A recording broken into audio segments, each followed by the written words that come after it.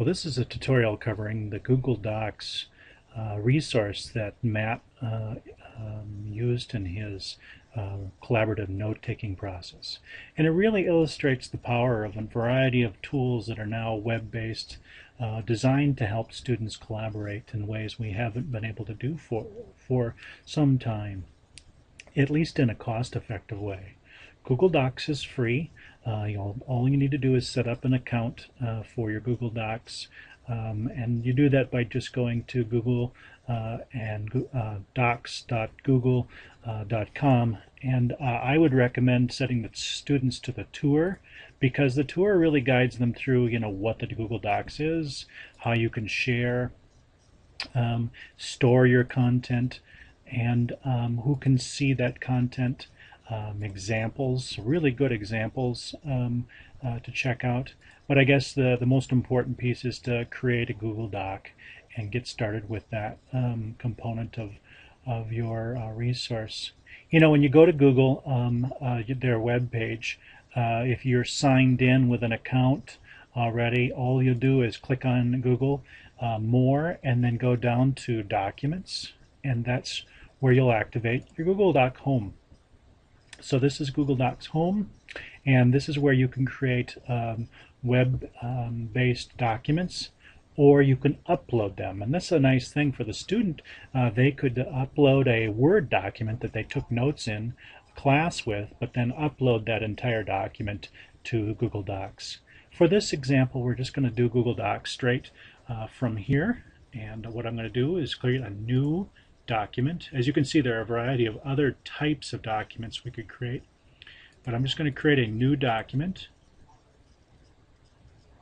And just like any other word processing program, I can create a organizational pattern of numerical or bullet point with main ideas, sub ideas, so that my students or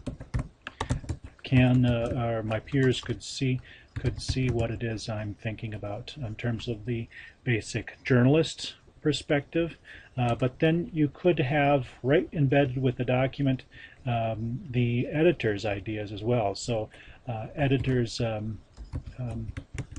reflections, or whatever you're going to call that added functionality of more sophisticated than just the capturing of the idea, but the editor who takes that idea, note, and turns it into something that's a higher order level of thinking.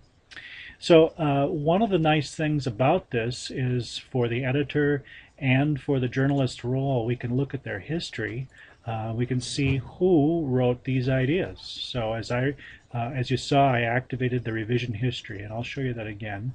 But you'll see that then becomes a green contribution that's reflected in the notes. Once I close that, it turns it back into black and white and brings back my WYSIWYG functionality that I had going across the page.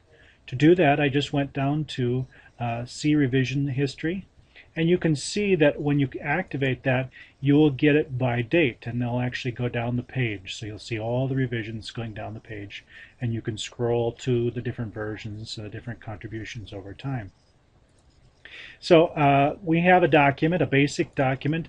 We could call it, as you see, I clicked on the untitled document. I need to give it a title.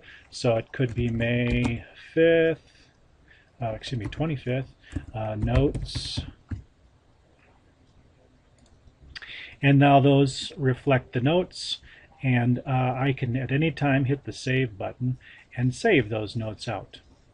A really cool function that I'd like you to think about using in terms of the resource is this idea of posting discussions.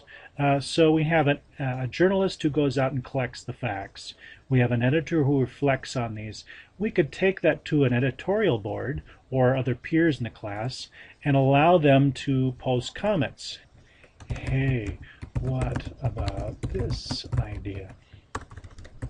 And you get the idea.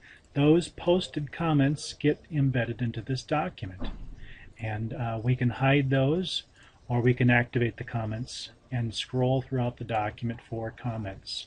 So it takes it to that new level of discussion where the discussion becomes a side note that we can resolve issues that are going on or missing in your notes. So that refinement process, while the note-taking process is taking on, the refinement could actually add to the conversation a set of depth and sophistication that you might not have seen.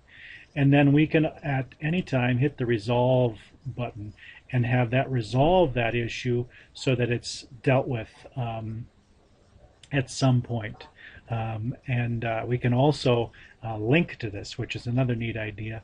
So if you want to set up a link directly to that, there's the link, and I wanted to show you this anyways.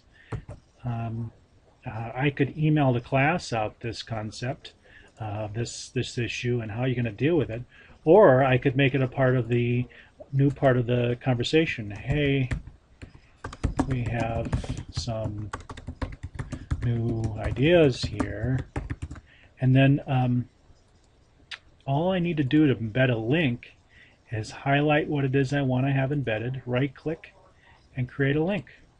And then that, in this case, is going to be a URL, but we could have an email address or a bookmark. And then that is now a linked component to your notes.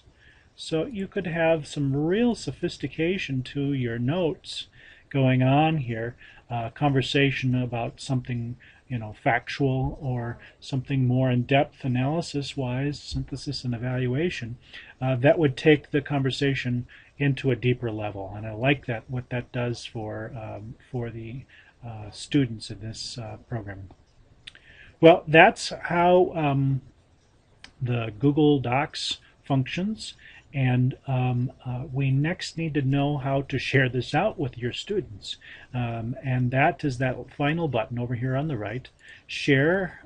We can save and share this document in a variety of ways, but the one way that we need to be talking about for here is we need to, the journalist who actually writes the original article and uploads it or writes it in here will need to share this. So he will or she will email the editor or viewers for this document. You could also email it as an attachment if it was finished, but email the editors, and then that brings up the menu of how this can be viewed. And what you'll need to do is paste in the email addresses right in here. And then all of the others will be pasted in here.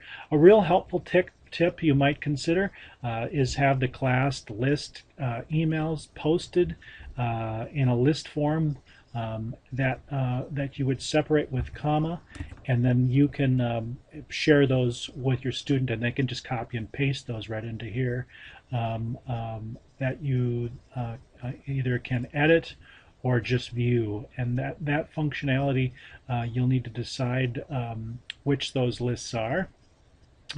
You can send a copy to yourself, paste it, the item itself into an email, and send a notification.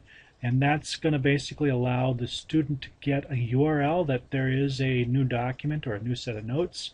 And when you click on the share button, that gets sent to the students who were emailed here, and they will receive a URL in that email that they can come to this page again and view the content. So it's a nice way to get students to using a virtual or a cloud-based note system and collaborating on their notes and refining those notes and making them a rich set of resources that they can refer back to.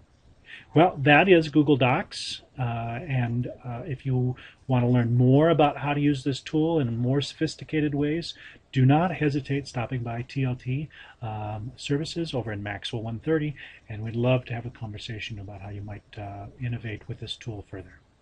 Thank you.